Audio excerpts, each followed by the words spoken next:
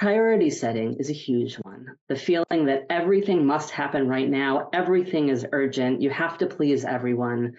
There is no winning that.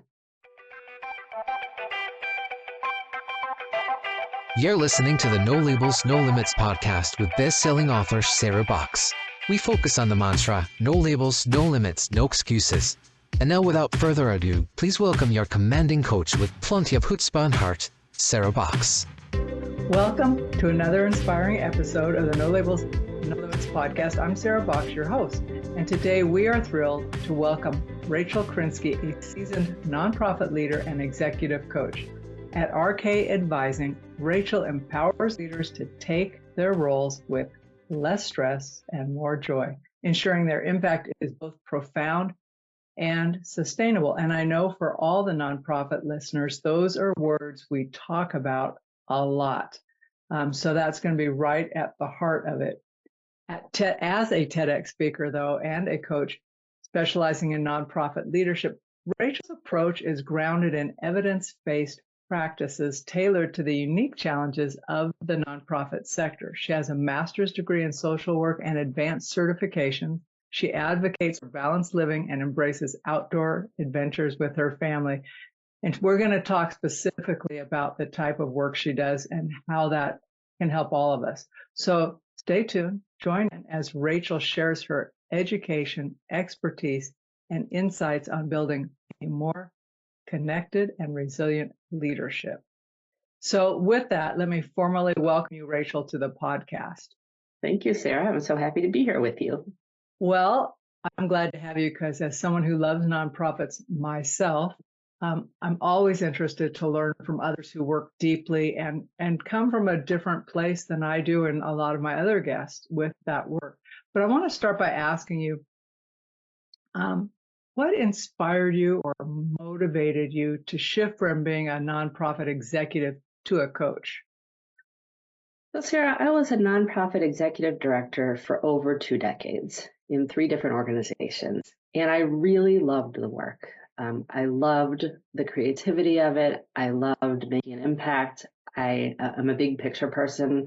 I loved being able to see a vision and then make the strategies and pull people together to make it happen. But 22 years was enough. And I went through burnout and back again more than once. And it was just time. That was enough. And as I was figuring out what my next move should be, someone who I trusted a great deal said to me, you would make a really good coach. And I looked into it and I studied and got ready to go and found that I really love coaching. Mostly because I am able to reach back and give people sitting in that seat that I loved and also experienced so much pain in what I needed then. Let's talk a little bit about that because I know for leaders, I just had a discussion with a dear friend of mine who's a very powerful nonprofit leader now of a wide range of an organizational that brings in other nonprofits under the umbrella. It's tough work. It's stressful. Tough work. And first of all, I want to commend you on being so honest about like reaching burnout and then coming back in. So can you describe for maybe the folks who maybe they sit on a board, maybe they donate to nonprofits, but they don't necessarily get what it's like to be behind the scenes? Yeah. What that's like for a nonprofit executive and by extension, the team? Most people who become nonprofit executive directors are incredibly passionate. And most of us have an incredible, overblown sense of responsibility. And I'll just admit for myself, and I think it's true for most of us, there's some ego in it. And we feel like the world is on our shoulders and it's up to us to fulfill this vision of whatever organization we are running. I worked in family homelessness, racial equity, and domestic violence. Those are heavy topics. The world is not okay. And as an executive director, the pressure to change the world, to make things better, whether it's for people or the environment or the arts, whatever you're in, the pressure to make it better, to reach goals, to to see that vision is huge. Not to mention to take care of the people who work for you and try to pay them a living wage and try to give them some work-life balance. Not to mention pleasing all the donors so much that they will give you more money and raising enough money to meet the budget. Not to mention that all of the stakeholders, whether they are board members or donors or clients or your staff, they all have really good ideas about what should happen, and those ideas don't agree. And so you're being pulled in many different directions, and there's way too much to do and never enough resources. And I often say that every director I work with and myself, there's this feeling of just not being enough. Well, I think the feeling gets fed, and when I stopped being an executive director, I can joke about this because I'm distant from it enough now and have had time to process it. But there is a little bit, you talk about that responsibility, but there is that, I don't want to call it PTSD because it's not that, but there's that constant, you got to keep it together for the community you serve, the people who you work with, all of that. And you're in the middle going up with the board, the broader stakeholders, which is the community, your donors, the people who you are serving. That's a lot. And I think I'm glad you brought up the ego piece, but we can take on too much. Absolutely. Right. And then our whole balance the question is, what is balance at that point, So before we get into talking about positive intelligence and balance in your framework, what change now do you most want to be supporting in the world? What I want to be supporting in the world now is to help other nonprofit executive directors and other mission-focused leaders be able to do their work with a sense of peace and calm and focus and joy. It is possible. We are sold a lie that the only way to do this work is to sacrifice ourselves. And it's just not true. You can do this work and do it well and sustain it longer from a place of calm and peace and focus and joy. And that's what I want. I want to share that with people. That's a good driver, right? That's a reality check, because you can say you're not changing the world, you're sharing this to help others have that peace. And changing the world. You're still changing by extension, right? Yes. Yeah. And by doing the work, it's just a different way. I just have to share, I just 2 hours ago closed with a client who I've been working with for a long time. And it was such a beautiful session for her and for me to see the ways that she has changed. When we started, she was in tears most of the time, having panic attacks, feeling insufficient, feeling out of control, feeling pulled in a million different directions, incredibly stressed. And now she is weathering things with so much calm, so many reserves, so many tools. It's the same world, and she's doing the same work, and her work has tremendous impact. But the way she is experiencing it is completely different. And that's why I do what I do. What a great example of the impact of you. And that trickles down into her team as well, or to the board, and because how she shows up matters. Yeah, and her family. Her kids are having a different experience. Isn't that? I mean, I remember thinking like I wasn't, when I was struggling with finances and stuff, and someone says, well, we can't pay staff that much. I came so close to losing it with the board. I'm thinking, we pay our staff enough they qualify for our services. That is not business. And these were successful business people I'm talking to. They know what it costs to run a business. But it breaks my heart. It's like, you can't deplete these people who are serving the broader piece. And so I think there's that kind of, it's gotten better over the years, but there's still kind of that, well, it's a nonprofit. You're supposed to give from your heart and basically kind of drain yourself, your resources for others. Yeah, I do feel a shift in that, and that's been really positive to see. Good. But there's still, scarcity is a thing. There's a way to go. Yeah. Well, you talk about and have spoken about the power of positive intelligence in leadership. Would you talk about that and how the framework that you use kind of helps transform stresses of leadership into those opportunities? Absolutely. So positive intelligence is actually a model. It's a program that I use in connection with my coaching services. It's an app-based service, so you could look it up online. But I don't send my clients to go purchase it retail. It's something that I use as a part of my coaching. And the foundation of it is to help people shift from what we call the saboteur side of the brain, which is, this is based in neuroscience. Obviously, you don't actually have a part of your brain called that, but that's the animal brain. It's the limbic system. It's the place where we are stressed, upset, angry. It's all the stuff that gets hijacked.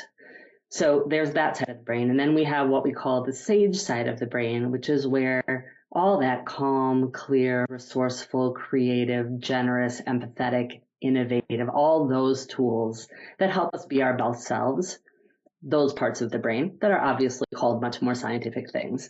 But these tools help us shift from one to the other. And it begins with some mindfulness practices. I use these practices myself multiple times a day. I teach them to my clients. They help you just bring your brain back when it is doing things that don't help you. Bring it back, center it. And then there are a number of other practices that overlay this. So my clients learn to use these practices, learn to stop thoughts that are not helpful, shift to the thoughts that are more helpful.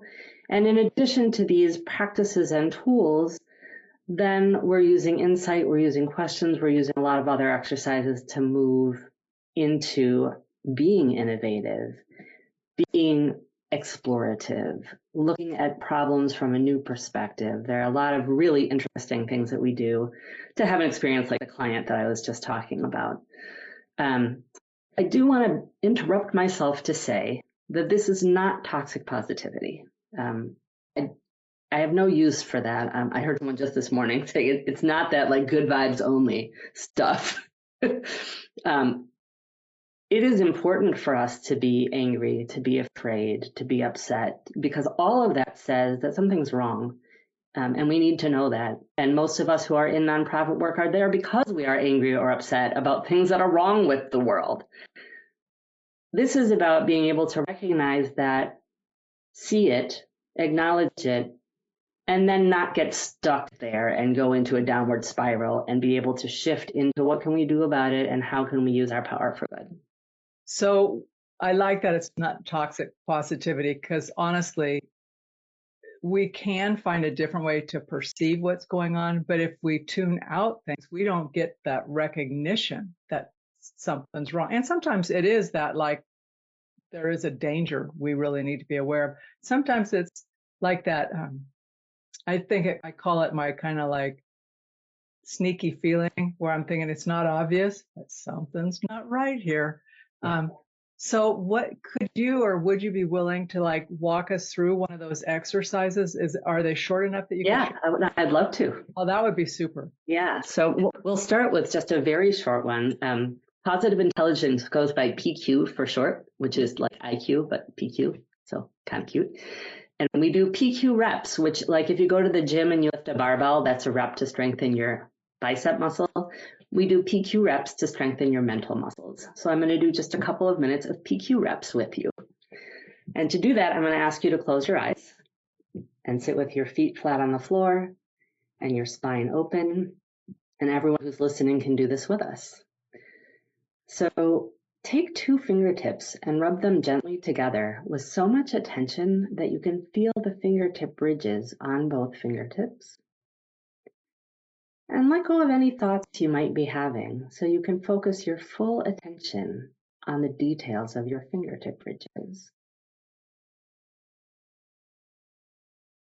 And now take the fingers of that hand and rub them gently against the fingertips and palm of your other hand and feel all those sensations of touch. Notice temperature and texture. Feel each of your fingers and your palm.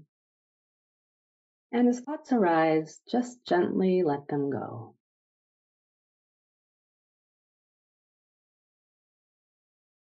And now rub your palms together a little bit harder so that they make sound. And listen to the sound that your hands make. Notice the qualities of that sound.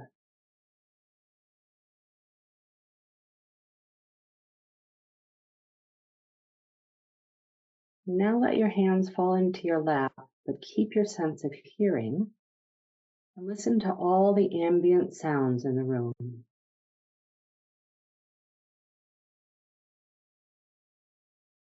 If thoughts come up, let them go and turn your attention back to your hearing and see what you can hear.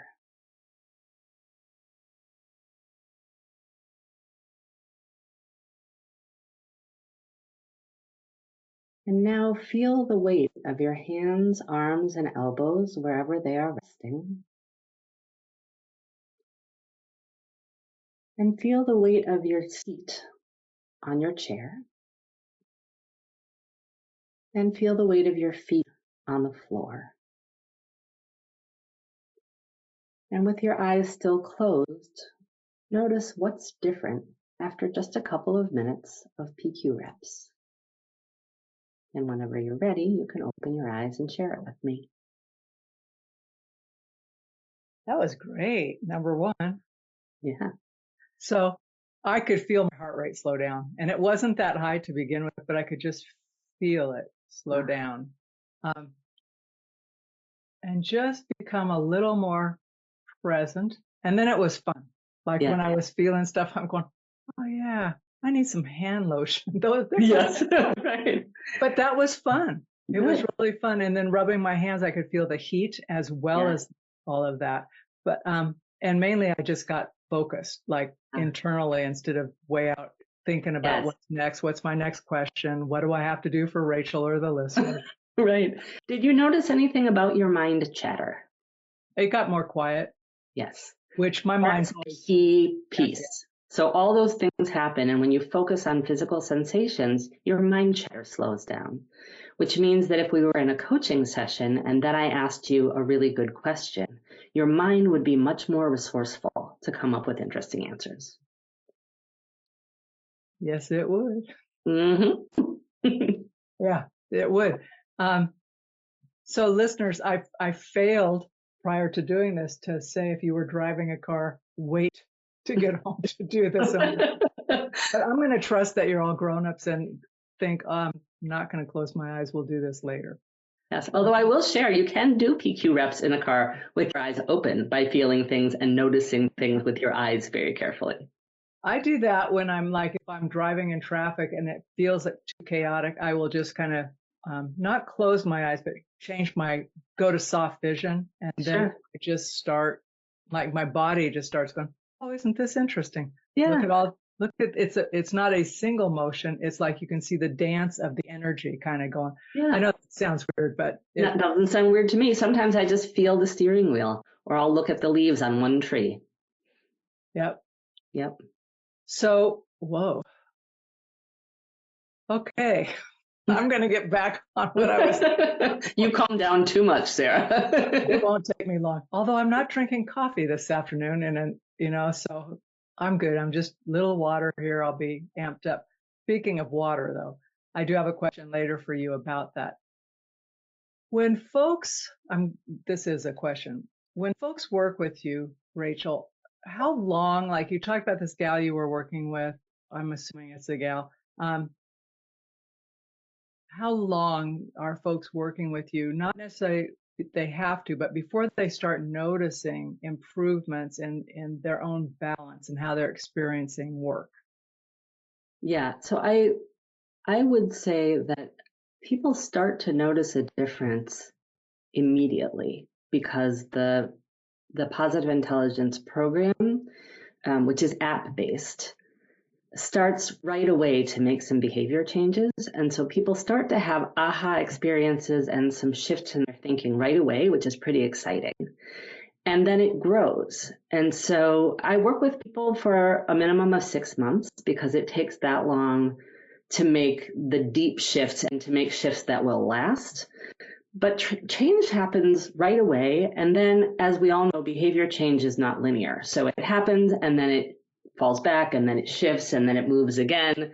So people will be like, oh my gosh, I'm not stressed. I'm so calm. And then wait a minute, I'm stressed again. And I have to remember how to use the tools. And oh, wait, now I have it again. And so there's an ebb and flow.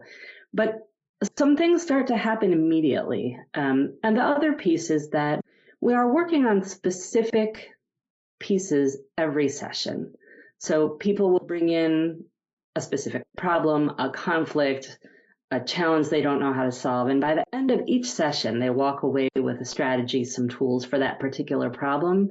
So that's also reinforcing that the overall, they may not leave after 2 sessions with work-life balance, but they will leave with some specific tools for specific issues, and that's helpful. And are you helping them discover the tools or the steps forward through like a coaching model, or do you flip more into a consulting model with your expertise? It's pretty much purely coaching. I am also a consultant, so I do that too. But when I'm coaching, I'm coaching. But I don't ignore who I am. So if I have experience, I will share experience. I don't give advice because people are they're the experts in their organizations, in their lives, and who they are.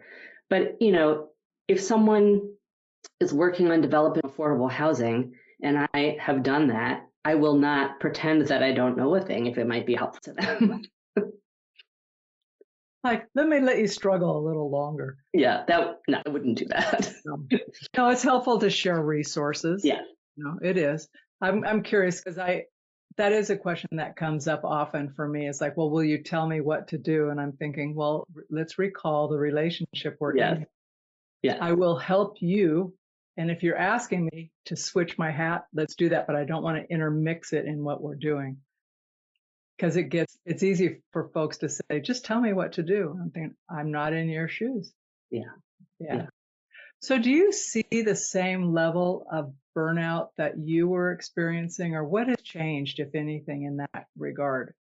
I'm absolutely seeing that.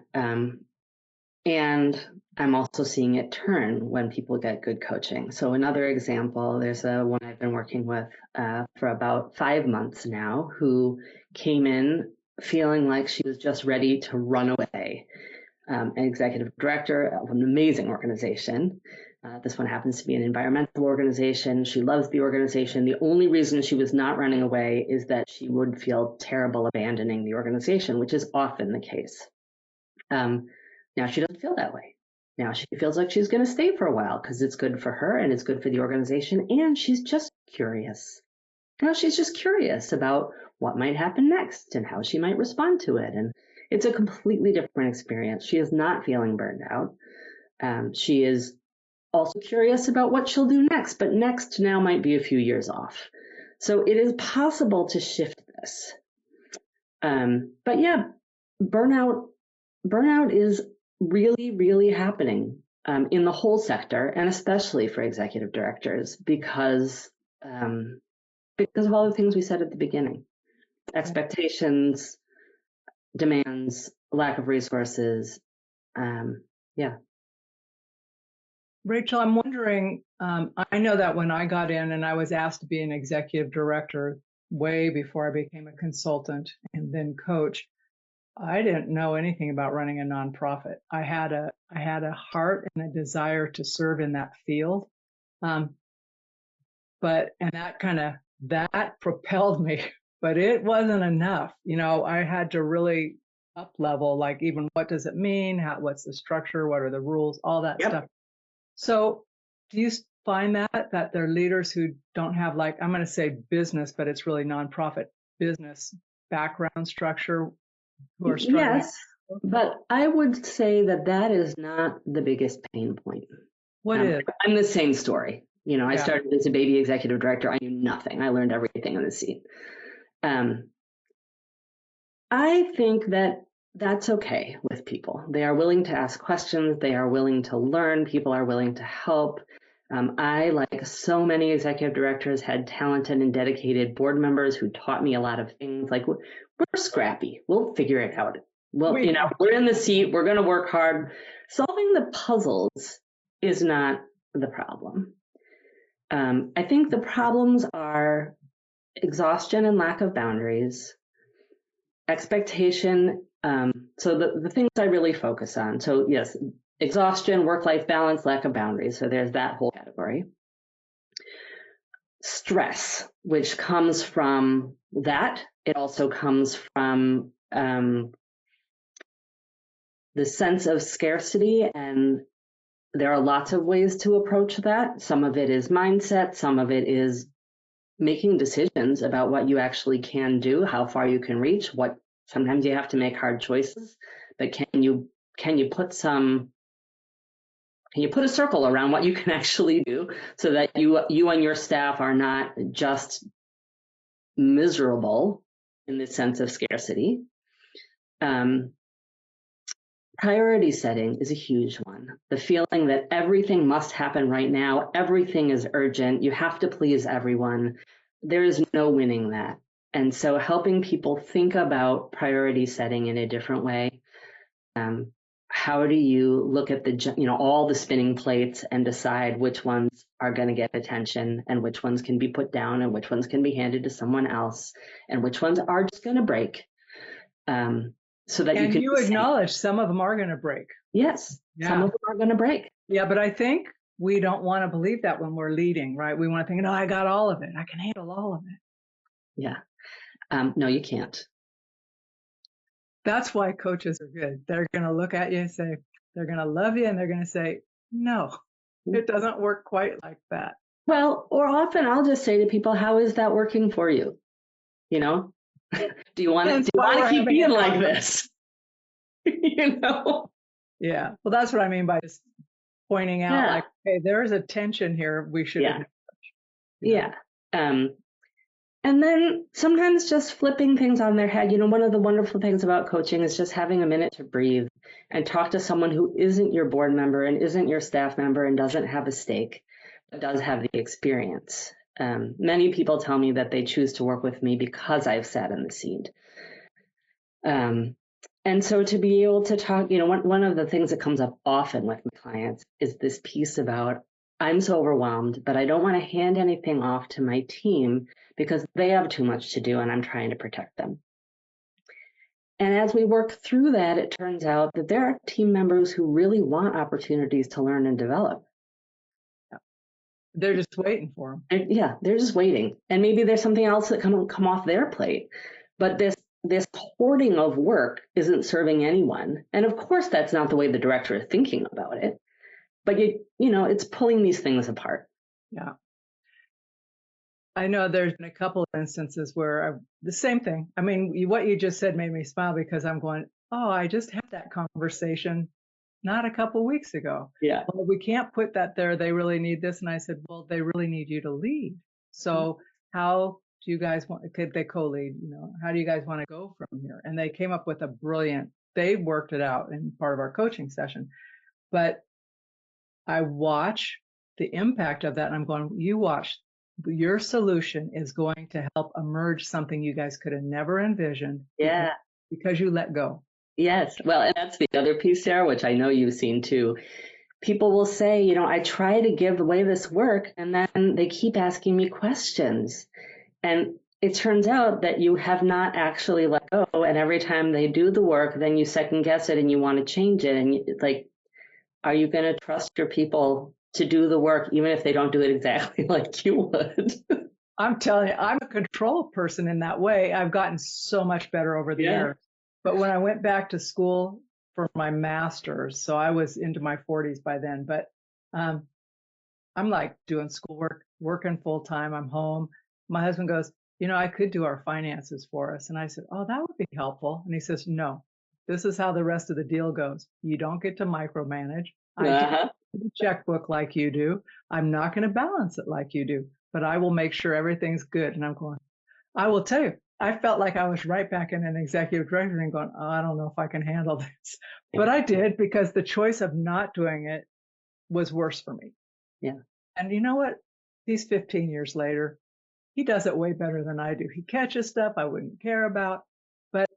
And I have gone on to be able to do other things because of that. But it was humbling for me. I wanted to say, oh, honey, that'll be okay. But in my head, I thought, no, you have to listen to the deal you're striking here. You don't get to micromanage. It was such a great eye opener for me. Oh, that's great. My husband says, don't executive director me. Oh my God. Yeah. Yeah, we don't need a strategic plan, Sarah. Yes.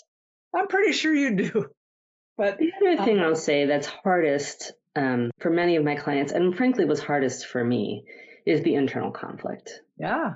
People being angry at the executive director, people being angry at each other and expecting the executive director to resolve the conflict. I think that is some of the hardest work for executives. How have you helped people either think differently about that or behave differently when those situations arrive, Rachel? I do a lot of work around empathy, first of all, and thinking about empathy not as the big difference between being empathetic and thinking that behavior is okay. And I think people get stuck there. So it is possible to find empathy for the other person's position, to look for where they might be right, where you might have common ground, where you might just understand what they are afraid of, what their needs are, what their higher aspirations might be, but still not think that their behavior is okay. So starting there with just like getting back to humanity and having a little softening of the heart, which can be hard. And then doing some pretty deep work around, if you're coming from a place of empathy, what might be the most compassionate and true thing that you need to say to this person? And starting with like, how would that come out? Just, if you're just going to say it here in this cone of privacy, and then how do we want to refine that? What would be the best place to say it? So some of it is about communication that comes from a place of authenticity and empathy and truth. And then sometimes from there to accountability for everyone. How am I going to be accountable? How is this person going to be accountable? And then there's also the piece about getting really clear about roles and responsibilities. Who does get to make the decision? Who gets to have input? Who doesn't? There's a lot of that. I experienced a lot of that, and I frankly wasn't as good at that as I would be now. I've learned a lot as a coach. A lot of mush about what does it mean to be transparent? What does it mean to share power? Where does it stop? Where does it start? When is the executive director saying no and people get to be mad? It can get very mushy. And so helping people in their own minds just get real clear about what do they want to say? What do they need to say? How do they need to say it? Where are the boundaries? And then being calm, clear, and kind and ready to deliver that. And even when it's uncomfortable. Yes, give it. Especially because part of it is just knowing it might not always feel good. If you've done the pre-work, I'm not saying just go in and blah, blah, blah. But if you've gone through what you're talking about, when you first start doing that, there's this sense, I don't want to alienate people. I don't want them to be mad at me. And sometimes they are going to be mad, and sometimes they are going to be upset, and sometimes they'll be super happy.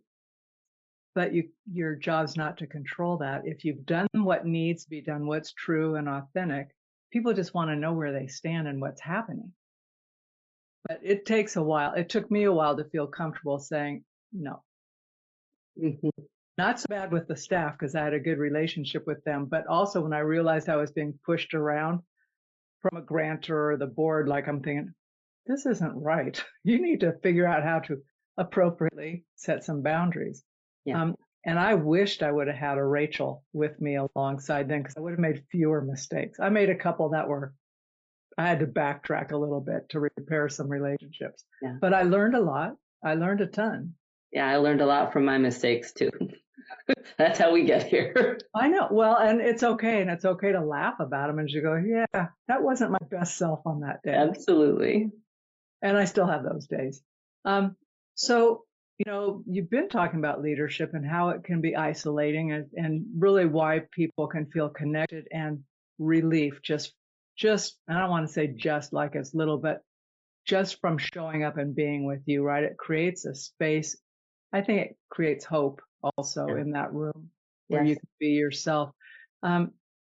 So is there a transformative moment either for you or with one of your clients that highlights that power of support both with you, but then outside when they've gone, like, has someone come back and said, because I now do X, this is the feedback, or like I don't want to call it a return on investment, but a return on my behavior and my approach? I mean, there are so many. Well, share one. It'd be great. So one that comes to mind, the person I was talking about who was ready to run when I first met her. First of all, every time we're together, we just laugh a lot. Like we just have so much fun in the coaching sessions, and she gets excited and she has these aha moments, and it's just a joy to work with her. But she came to a session recently and she had sort of a classic executive director stress bomb. She had a really busy week already planned, and then I don't remember exactly what happened, but there was a board retreat coming up and one of the board members got sick or something happened, and this huge pile of work landed on her the night before the board retreat. Like suddenly she was responsible for this whole thing. And she started to do, what she would have always done, which is to, knuckle down and prepare to work the night away. And she was already exhausted. And then she thought, you know what? I'm going to take a walk. And she put everything down and she got her dog and she went out for a walk in the nighttime and did some of the practices and checked in with herself and came back and said, I don't have to do this. I'm not going to do this, and it's going to be okay. And she went to bed and she got some sleep, and board retreat was fine. And that was a complete shift in behavior. Well, and how great for her to just be able to interrupt. Yes. Instead of spin. Yeah. That's a huge It sounds like a small thing. Oh, it's no a way. huge thing. Yeah. Both because it's a part of a pattern of interrupting and shifting and making a different decision, and because she was then able to show up at this board retreat in that sage side of her mind. Resourceful, creative, innovative, not resentful, not exhausted, and engage with the board members and engage with ideas and be present the whole next day. Yeah. What a win. What a huge win. Yeah. Yeah, that's fabulous. So if folks were to start this kind of journey, I'm going to call it a journey with you because it's not just coaching. It really is a journey the way you've described it to me. What could they be celebrating a year from now?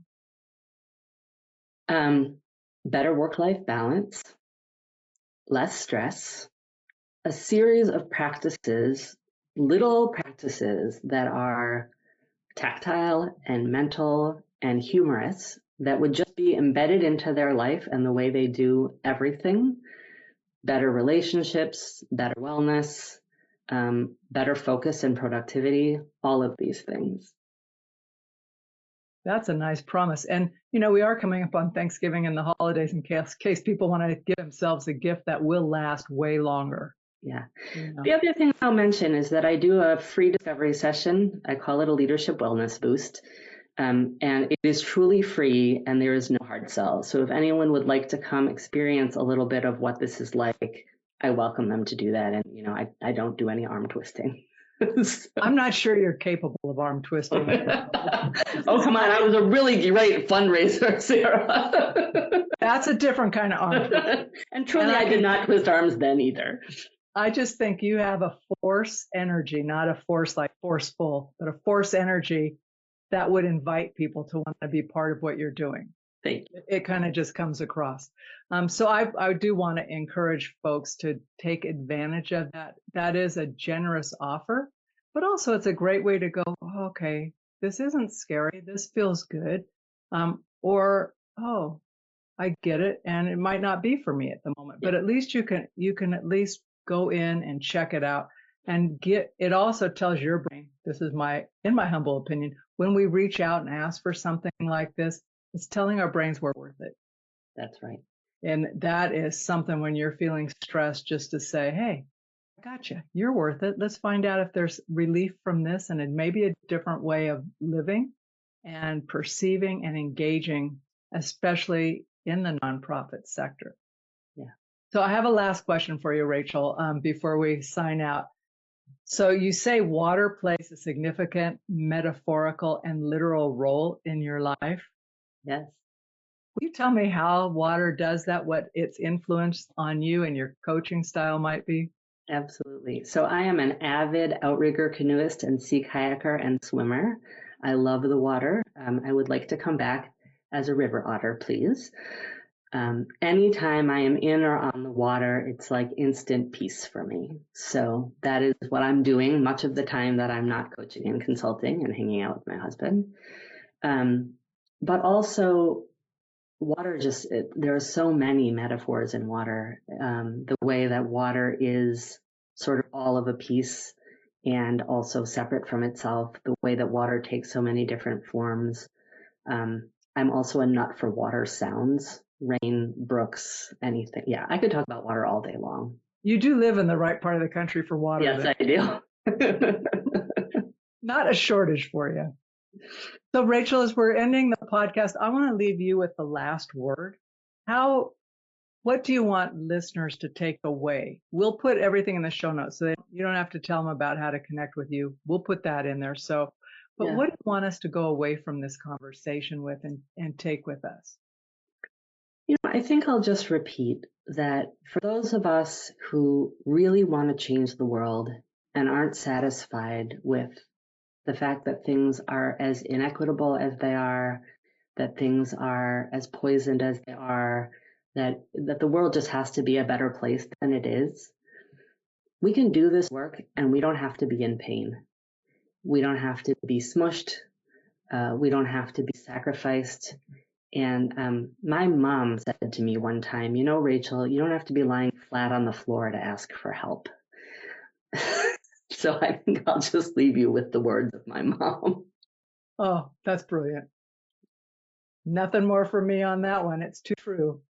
So listeners, we'll be back next week. And as you know, we're going to have show notes for you. You can go in and look. You'll have the links to Rachel. I do encourage you, especially this time of year can be super stressful for folks in the helping professions, especially because you're seeing people who are in need more than ever. And you have your own lives too, where you may be struggling or trying to help family members. So give yourself a gift and reach out to Rachel and see what's possible.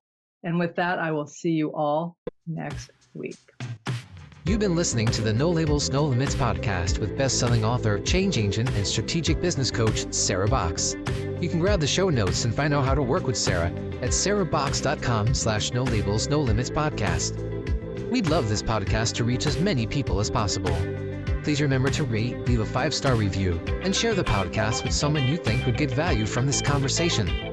Till next time, keep taking those daily action steps to align your purpose to your principles and achieve your goals in business and life.